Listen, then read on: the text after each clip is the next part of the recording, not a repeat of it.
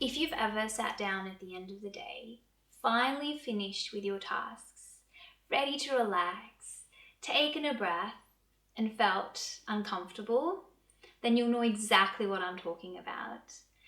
There is this hum. It's not a sound. It's like a feeling, a buzz underneath your skin that is switched on even when everything else around you finally goes quiet. We may describe it differently, like I can't switch off, I just feel restless. There's a sense of I need to do something, or, yes, there's always something we need to do. So even when we sit down to relax, we feel that way. This hum isn't really panic. It's subtle. It's not exhaustion either. It's not drama. The way I describe it, or the way I look at it, is it's anticipation. It's a body living a few seconds ahead of the moment it's actually in. So what is this hum really? And why does it get louder in midlife? If you have just accepted the fact that it's just life or it's just my hormones, stick with me. The real story is actually much more interesting. And once you can understand this, everything from your mood to how you breathe, to just how you experience midlife will just start to make sense. So let me unpack the pace that we're in, what midlife does and doesn't cause, and what your breath, or how your breath ties all this together. I first noticed the hum in my early years of motherhood. I sped up because I had to. The multitasking, eating on the go, thinking 5 steps ahead, micro-planning every hour. It was the only way to survive those years.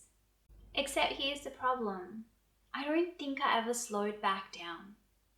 My girls got older. I could finally sit down and have a meal without rushing through it. I could have a long conversation with my partner. I could read a book and not have to reread the sentence 3 times because I was somewhere else. I could finally finish things. But my body and mind had already adapted to this new pace. It's like my physiology didn't get the memo that life had shifted. I'm in a new phase of my life. My kids are older. I can have the downtime. So stillness felt itchy. Quiet felt like gaps to fill. And my mind will always go back to, isn't there something you need to be doing right now? So this is the hum. A nervous system trained to stay ready. It doesn't have to start in motherhood though. Most women experience this way before that because we live fast-paced life. Modern life speeds us all up. What's important to understand from this is your body learns the pace you live in, not the pace you want. And then when midlife arrives, this learned pace becomes impossible to ignore. We were never wired for this ongoing anticipation, always ready, always on alert. This pace is amazing to ensure our survival and keep us safe, but it was never meant to be constant. Your nervous system is ancient. It's brilliant, it's protective, but it's old.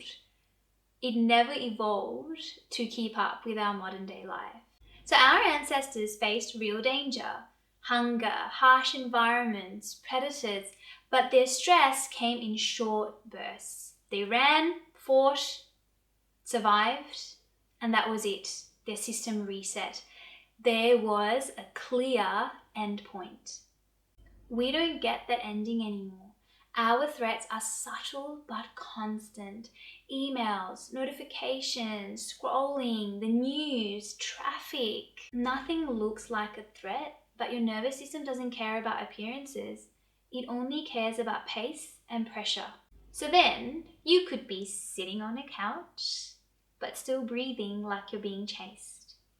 The loop never closes. Your nervous system never gets the all clear, and that hum becomes your baseline.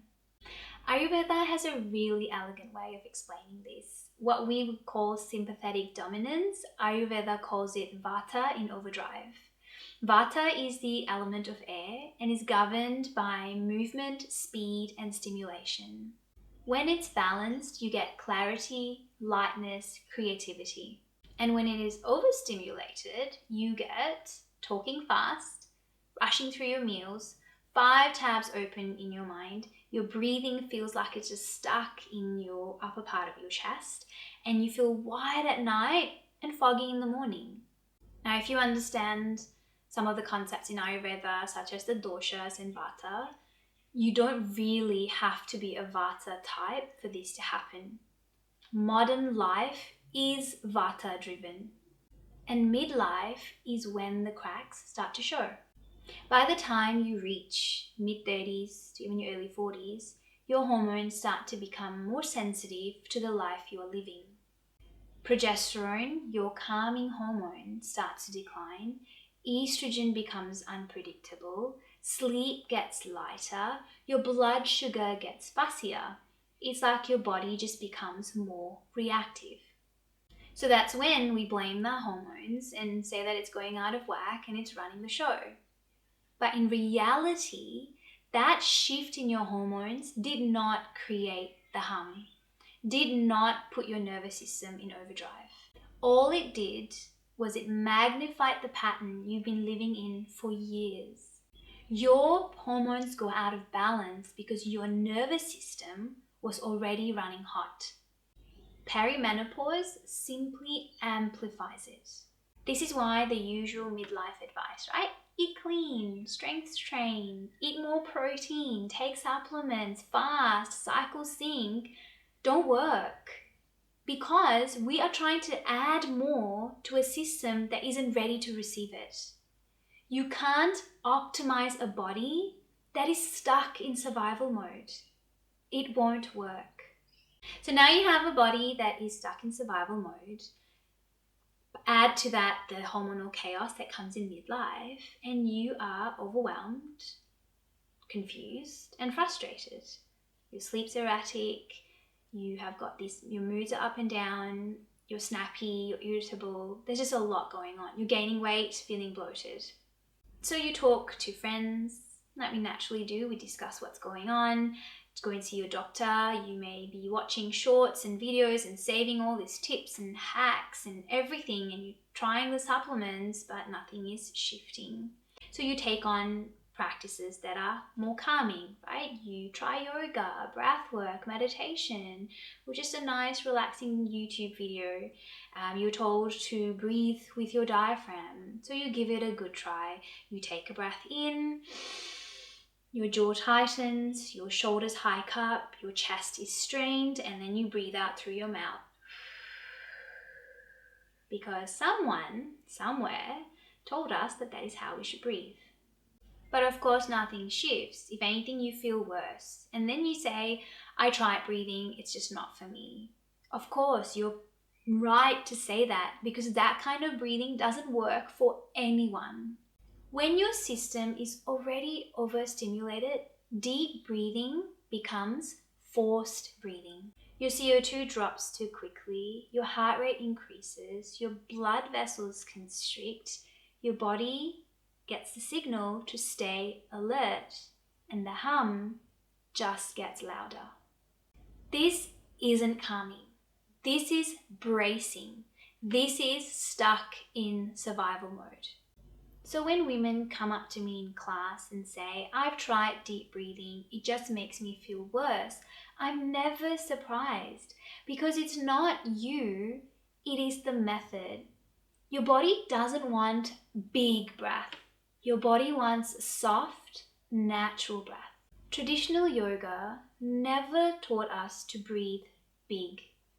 It taught us to breathe naturally, quiet, soft, through the nose, without strain. This is the breath your body recognizes as safety. So here are the guidelines I teach. Breathe through your nose. Keep the breath quiet. Inhale and exhale softly. Relax your jaw, chest, and belly when you're breathing. Let the breath be subtle. Feel the tiny pause after each exhale. Don't chase deep, chase comfortable. This is the breath that tells your body you're safe. You can stop bracing. So let me now take this into an actionable step that you can try. This doesn't have to be hard or complicated. For a wired nervous system, trying to add more actually just ends up making you feel so overwhelmed and you'll give up before you even feel the benefits. So let us strip all that away. No routines, no protocols, no long practice. Let's just teach ourselves to breathe naturally again, the way we used to breathe when we were babies. Start small, start here. Notice the hum without trying to fix it. Awareness alone shifts your state. Relax your body. A nervous system that is stuck in survival mode reflects that in your body. The tightness of the stomach, the clenching of the jaw, the hiking up of the shoulders.